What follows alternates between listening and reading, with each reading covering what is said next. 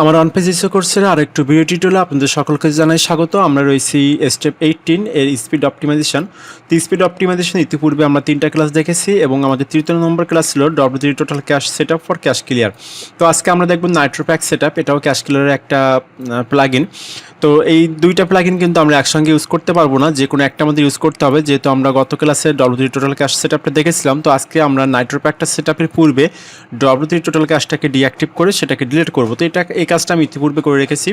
আর আপনাদের এখানে আমি নাইট্রোপ্যাকটাকে আলাদা করে দেখাচ্ছি, তার কারণ হচ্ছে আমরা যে ক্যাশ ক্লিয়ার কয়েকটা প্লাগইন দেখেছিলাম এর মধ্যে নাইট্রোপ্যাক এবং W3 টোটাল ক্যাশ, এই W3 টোটাল ক্যাশের যে সেটআপটা দেখিয়েছিলাম, এখানে দেখেন WP ফাস্টেস্ট ক্যাশ, তারপর WP সুপার ক্যাশ, ক্যাশ এনাবেলার, এইগুলো সেটআপ সব একই ধরনের, শুধুমাত্র নাইট্রোপ্যাকের সেটআপটা একটু ভিন্ন, যার জন্য নাইট্রোপ্যাকটাকে আলাদা করে দেখাবো। তো আমরা মূল ক্লাসে চলে যাব। মূল ক্লাসে যাওয়ার পূর্বে আপনাদের একটা তথ্য দেওয়া দরকার যে আমার যে ফ্রিল্যান্সিং ইনস্টিটিউট, এটার নাম পরিবর্তন করে আমি এখন তরফদার আইটি রেখেছি। তো আমার YouTube channel, Facebook page, Facebook group সব জায়গায় একই নাম, তরফদার আইটি। এখন থেকে আপনারা তরফদার আইটি লিখে সার্চ করে পেয়ে যাবেন। তো যাই হোক, আমরা মূল ক্লাসে চলে যাই। আমরা নাইট্রোপ্যাক সেটআপটা দেখব। তার জন্য আমরা এখান থেকে যাব প্লাগইনস, WP ড্যাশবোর্ডে আসলাম, সেখান থেকে প্লাগইনস থেকে অ্যাড নিউ। তো যারা এখনও আমার চ্যানেলটি সাবস্ক্রাইব করেনি তাদেরকে অনুরোধ করবো চ্যানেলটি সাবস্ক্রাইব করতে এবং বেল বাটনটি বাজিয়ে রাখতে, তাহলে পরবর্তী ভিডিও আপলোডের সঙ্গে সঙ্গে আপনারা পেয়ে যাবেন। আর আমার ভিডিওগুলো যদি ভালো লাগে তাহলে লাইক করবেন, কমেন্ট করবেন এবং শেয়ার করবেন। তো আমরা প্লাগইনসের মধ্যে এসে অ্যাড নিউতে চলে আসছি। এখানে লিখবো হচ্ছে নাইট্রোপ্যাক।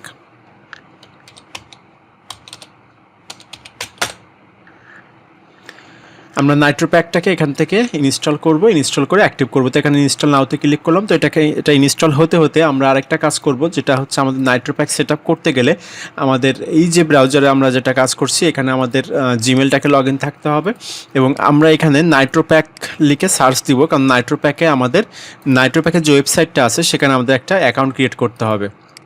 সেদিকে আমার এটা অ্যাক্টিভ করতে হবে। এখন এটাকে আমি অ্যাক্টিভ করলাম, অ্যাক্টিভে ক্লিক করলাম। আর এখানে আমি নাইট্রোপ্যাকের যে ওয়েবসাইটটা সেখানে এসেছি এবং এখানে আসার পর দেখেন গেট স্টার্টেড, এই গেট স্টার্টেডে ক্লিক করব। এখানে দেখেন নাইট্রোপ্যাকের যে বিভিন্ন প্যাকেজগুলো আছে সেই প্যাকেজগুলো দেখতে পাচ্ছি। তো এখান থেকে আমরা ফ্রি যেটা, সেই ফ্রিটাই ইউজ করব। তার জন্য স্টার্ট ফ্রিতে ক্লিক করব।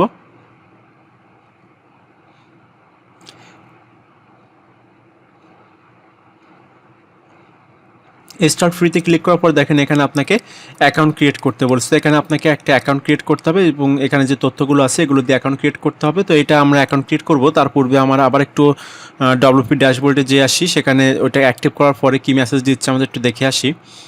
দেখেন ওটা অ্যাক্টিভ করা হয়ে গেছে। অ্যাক্টিভ করার পরে আমাদের যে কাজটা থাকবে, যে নাইট্রোপ্যাকের সেটআপটা করতে হবে, তার জন্য দেখেন এখানে দেখতে পাচ্ছি যে নাইট্রোপ্যাক ইজ ডিসকানেক্টেড। তো এখান থেকে কানেক্ট নাইট্রোপ্যাক, এটাতে ক্লিক করব। এখানে ক্লিক করলে বলছে কানেক্ট টু নাইট্রোপ্যাক, তার মানে আমাদের ওয়েবসাইটটাকে নাইট্রোপ্যাকের সঙ্গে কানেক্ট করতে বলছে। তো এটা করার পূর্বে আমাদের নাইট্রোপ্যাকে অ্যাকাউন্টটা ক্রিয়েট করতে হবে। তো আমরা যাই এখানে একটা অ্যাকাউন্ট ক্রিয়েট করি। আমি এখানে দিলাম হচ্ছে আমাদের যে বর্তমান যে আমাদের ইউটিউব চ্যানেল এবং ফেসবুক পেজের যে নামটা তরফদার আইটি, সেটা দিয়ে আমি করব।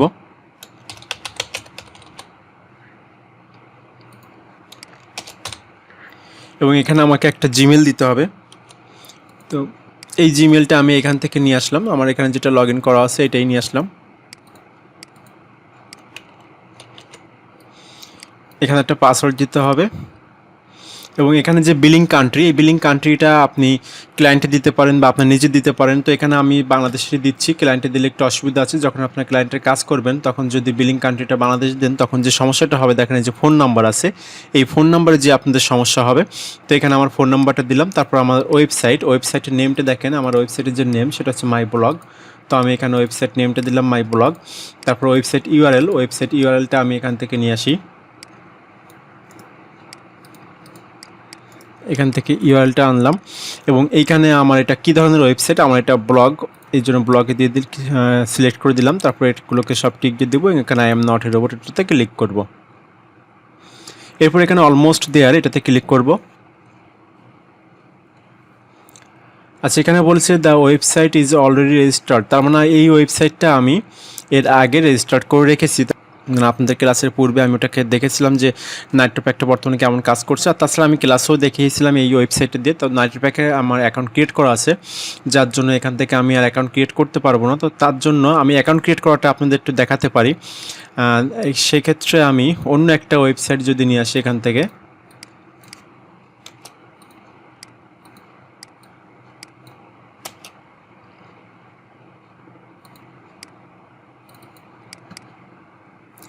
আমি আরেকটা ওয়েবসাইটে নিয়ে আপনাদের অ্যাকাউন্ট ক্রিয়েট করাটা দেখাবো।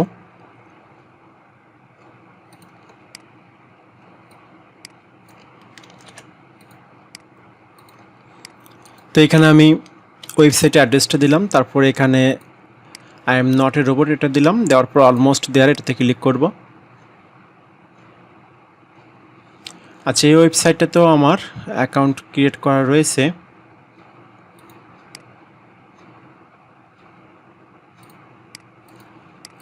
তাহলে আমি যে কোনো একটা ওয়েবসাইট এখানে এনে এখানে দিলে আমার অ্যাকাউন্ট ক্রিয়েট করতে হবে। তো এখানে তাহলে আমি একটা কাজ করি, এখানে জাস্ট নিজে একটা ওয়েবসাইট তৈরি করে দিলাম, দিয়ে এখানে আমি I am not a robot দিয়ে অলমোস্ট দেয়ার এখানে ক্লিক করব।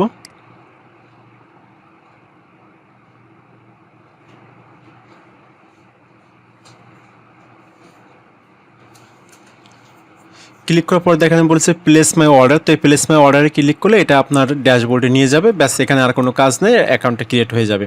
তো এটাই ছিল নিট্রোপ্যাকে কীভাবে অ্যাকাউন্ট ক্রিয়েট করতে হয়। তো আমি এখান থেকে বের হয়ে যাব, বের হয়ে আমার আগের যেটাতে আমার অ্যাকাউন্ট ক্রিয়েট করা সেটাতে আমি লগ ইন করবো। দেখেন ড্যাশবোর্ডে চলে আসছে এবং এখানে বলছে প্লিজ ভেরিফাই ইউর ইমেল। এখানে ইমেলটাকে ভেরিফাই করতে বলছে। তো এখানে ভেরিফাই নাওতে ক্লিক করলে আপনার ইমেল একটা লিঙ্ক সেন্ড করবে এবং সেখান থেকে আপনার ইমেলটাকে ভেরিফাই করতে হবে। দেখেন এখানে নাইট্রোপ্যাক থেকে একটা লিঙ্ক চলে আসছে, এটাকে ভেরিফাই করতে হবে। ভেরিফাই করলে আপনার অ্যাকাউন্ট ক্রিয়েটটা হয়ে যাবে। তো যাই হোক, আমি এখানে এটা আর দেখাবো না, আমার আগে যে অ্যাকাউন্টটা আছে আমি সেখানে লগ ইন করে সেট আপটা দেখাবো আপনাদের। তো আমি সাইন ইন করব।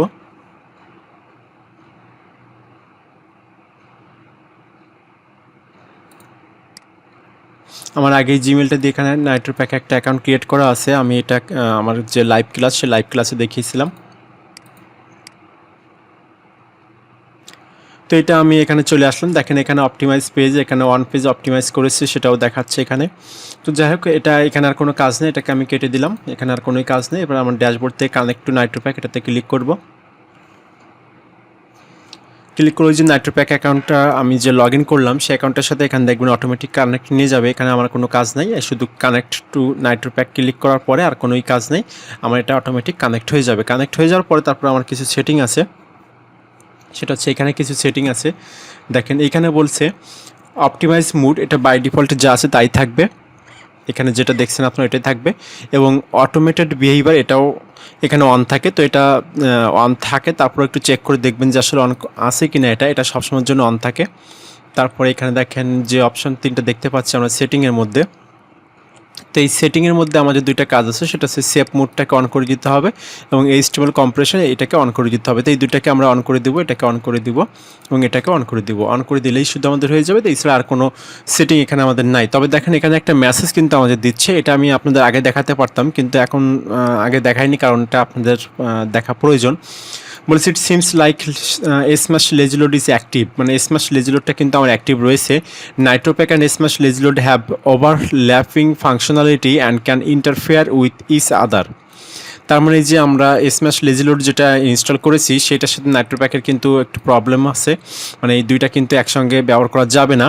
তো ওইটাকে আমার কিন্তু ডিঅ্যাক্টিভ করতে হবে। তো এই জন্য আমি বলছিলাম যে নাইট্রোপ্যাকটা আসলে আমি সাজেস্ট করি না, নাইট্রোপ্যাকটা ভালো না, তার জন্য আমরা WD টোটাল ক্যাশটা ইউজ করতে পারি। তাহলে একই সঙ্গে আমরা লেজি লোড যেটা মানে স্ম্যাশ লেজি লোড যেটা এটাকে প্লাস আমরা WD টোটাল ক্যাশ দুইটা একসঙ্গে ইউজ করতে পারি। কিন্তু এখন দেখেন এই যে স্ম্যাশ লেজি লোড ইউজ করার জন্য নাইট্রোপ্যাকটাকে আমরা ইউজ করতে পারছি না। তো আমরা চলে যাব একটু স্ম্যাশ লেজি লোডে চলে যাই।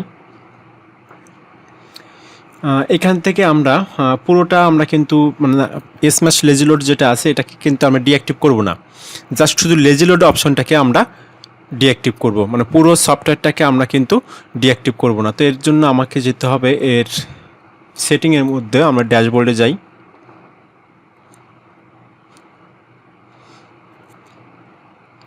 ড্যাশবোর্ডে যে দেখেন এখান থেকে যে লেজি লোড যে অপশানটা আমরা অন করে দিয়েছিলাম সেটাকে যে লেজি লোড ইজ অ্যাক্টিভ এইটাকে আমাদের অফ করতে হবে।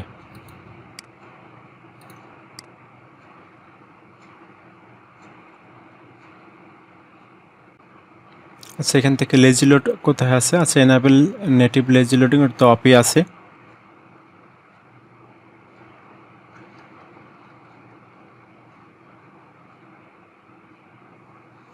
আচ্ছা তাহলে আমরা সেটিংটা আরেকবার দেখি, এখান থেকে আবার একটু লেজি লোডে আসি।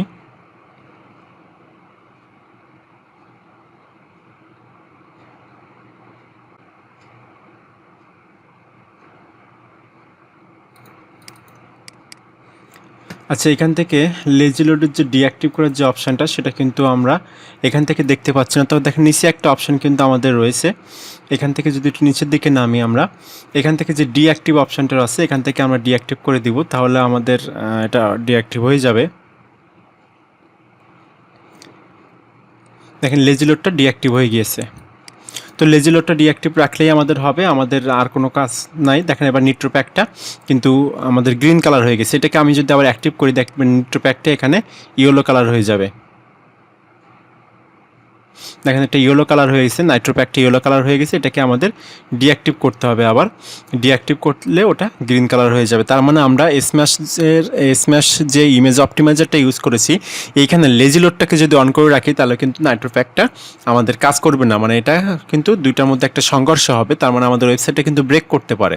এই জিনিসটা আপনারা সবাই খেয়াল রাখবেন। নাইট্রোপ্যাকটা যদি ইউজ করেন তাহলে স্ম্যাশ লেজি লোডের অপশনটাকে আপনাকে অফ করে রাখতে হবে। তো যাই হোক এটাই ছিল আমাদের যে নাইট্রোপ্যাকের সেটআপটা। এবার আমরা দেখব যে আমাদের ওয়েবসাইটের লোডিং স্পিডটা কতটা ইনক্রিজ হয়েছে। তার জন্য আমি চলে যাব জিটি ম্যাট্রিক্সে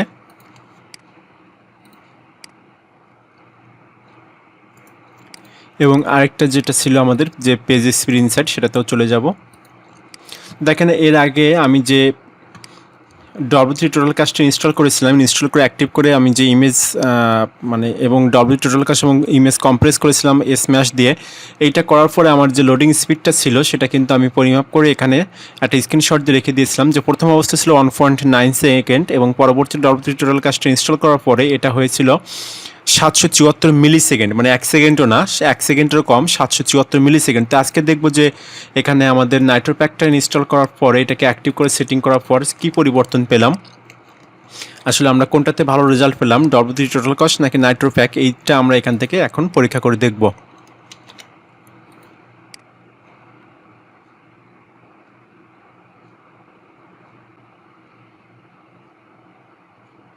আচ্ছা এখানে দেখেন 2 সেকেন্ড, তার মানে এটাকে আবার একটু রিটেস্ট করি, একটু পরিবর্তন হয়, মানে আপ ডাউন করে, সেটা আমরা জানি। আচ্ছা এখানে আমাদের জিটি ম্যাট্রিক্সের ডেইলি যে লিমিটটা সেই লিমিটটা শেষ হয়ে গিয়েছে, তার জন্য আমি অন্য একটা ব্রাউজার নিব। ব্রাউজার নিয়ে সেখানে জিটি ম্যাট্রিক্সটা দিয়ে আমি ওয়েবসাইটের লোডিং স্পিডটা পরিমাপ করে দেখব যে আসলে কোনো পরিবর্তন হয়েছে কিনা। আর এখানে যে পেজ স্পিড ইনসাইড এখানেও আমি এটাকে রানিং করে দিতে পারি, এটাকে রানিং করে দিলাম, এখানেও দেখব। আর এখানে আমি জিটি ম্যাট্রিক্সটা নিব।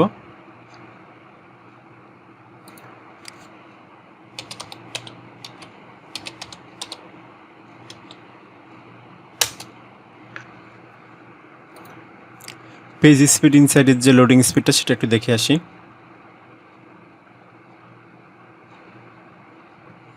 এটা 77 এবং ডেস্কটপের জন্য 94। আমি আবার একটু অ্যানালাইসিস করি আর এখানে জিটি ম্যাট্রিক্সটাকে আবার একটু ওপেন করে আবার একটু ওয়েবসাইটের স্পিড লোডিং স্পিডটা মেপে দেখবো। তাই দেখছি এইটুকু দেখে যা বুঝতে পারছি আসলে তেমন কোনো পরিবর্তনই আসেনি। লোডিং স্পিড আমাদের যে W টোটাল ক্যাশ সেটআপে পূর্বে যেরকম ছিল এখন সেরকমই আছে। আচ্ছা জিটি ম্যাট্রিক্স আর এটা মাপতে পারছি না, আমাদের এটা সাইন আপ করতে হবে। সাইন আপ করে যদি অ্যাকাউন্ট ক্রিয়েট করি তাহলে এটা আবার পারবো। তো আমি এখানে একটু সাইন আপ করে একটা অ্যাকাউন্ট ক্রিয়েট যদি করি এখানে, আচ্ছা অনেক কিছু ফিল আপ করতে হবে। তো আমরা এখান থেকে যেটা বুঝতে পেরেছি আমরা একটা কনক্লুশন আসতে পারবো। দেখেন এখানে যে পেজ স্পিড ইনসাইড এখানে আছে 95 আর এখানে মোবাইলের জন্য আছে 79। তো এখানে আমরা দেখি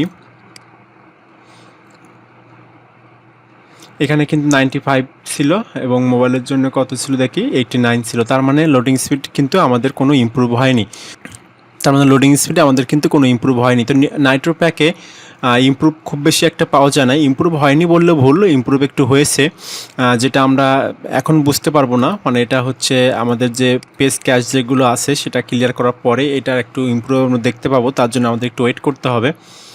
হয়তো বা এখান থেকে 5-10 মিনিটের পরে সেটা আমরা বুঝতে পারবো। তো এখান থেকে NitroPack-এ যেয়ে আমরা আরেকটা সেটিং একটু করে দেখতে পারি। সেটিং ঠিক না, মানে এখান থেকে আমরা ক্যাশ ক্লিয়ারটা করে আসতে পারি। এই যে পার্স ক্যাশ, এটা 1 ডে এগো এটা ক্লিয়ার হয়েছে, তো আমরা এটাকে এখন একটু ক্লিয়ার করলাম। ক্লিয়ার করার পরে আমরা এখানে একটু পেজ স্পিড ইনসাইডে আবার একটু টেস্ট করে দেখবো এটা কেমন হচ্ছে। আর জিটি ম্যাট্রিক্স তো এখানে আমার লিমিট শেষ হয়ে গিয়েছে, যার জন্য আমি এটাকে আর পারছি না। তো আমি ওইটা দেখার পর এখানে একটা সাইন আপ করে ফেলি।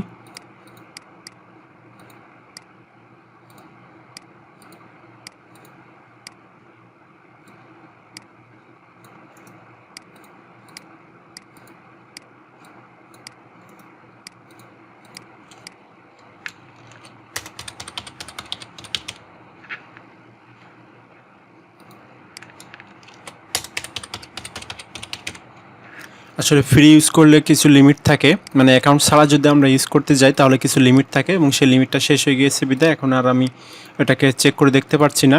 তো তার জন্য এবার আমার অ্যাকাউন্ট ক্রিয়েট করলে এটাকে আমি আবার দেখতে পাবো আর কি। তো এখানে বলছে অ্যানালাইসিস, এবার কিন্তু আমরা এখান থেকে আছে, এখানে বলছে ভেরিফাই ইমেল অ্যাড্রেস। তো ইমেল অ্যাড্রেসটা ভেরিফাই করে আসতে হবে তার পূর্বে।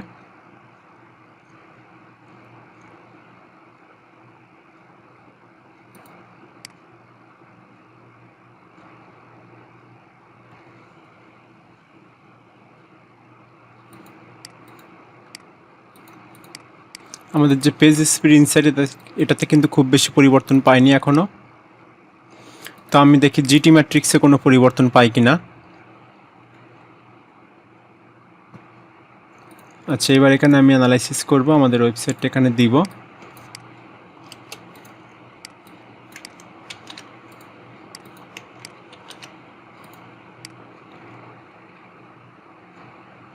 আসলে স্পিড অপটিমাইজেশনের জন্য যে ফ্রি প্লাগইনগুলো আমরা ব্যবহার করি এগুলোতে তেমন কোনো ভালো রেজাল্ট পায় না। আপনি যদি ভালো রেজাল্ট পেতে চান তাহলে আপনাকে পেইডে যেতে হবে। ফ্রিগুলোতে আমাদের খুবই সীমাবদ্ধ কিছু ফিচার থাকে যেগুলোর দ্বারা আসলে আমরা খুব বেশি রেজাল্ট পাই না। তবে এই যে দুইটা প্লাগইন এখানে আপনাদের দেখাচ্ছে, যে একটা NitroPack এবং আরেকটা হচ্ছে W3 টোটাল ক্যাশ। এর মধ্যে W3 টোটাল ক্যাশে আমরা কিন্তু ভালো রেজাল্ট পেয়েছি, এটা আমরা কিন্তু সরাসরি দেখেছি, কিন্তু NitroPack-এ কিন্তু ভালো রেজাল্ট পাচ্ছি না। তো অনেক সময় দেখবেন যে NitroPack-টা আপনার অনেক ক্লায়েন্ট আপনাকে দিবে, আপনাকে পেইড বা ফ্রি আপনাকে বলবে সে যে NitroPack ইউজ করার কথা বলবে।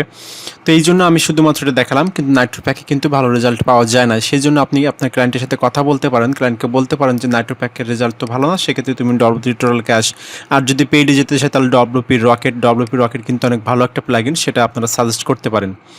তো এখানে দেখছি 2.1 সেকেন্ড, এটাকে রিটেস্ট করলে হয়তো একটু কম হবে।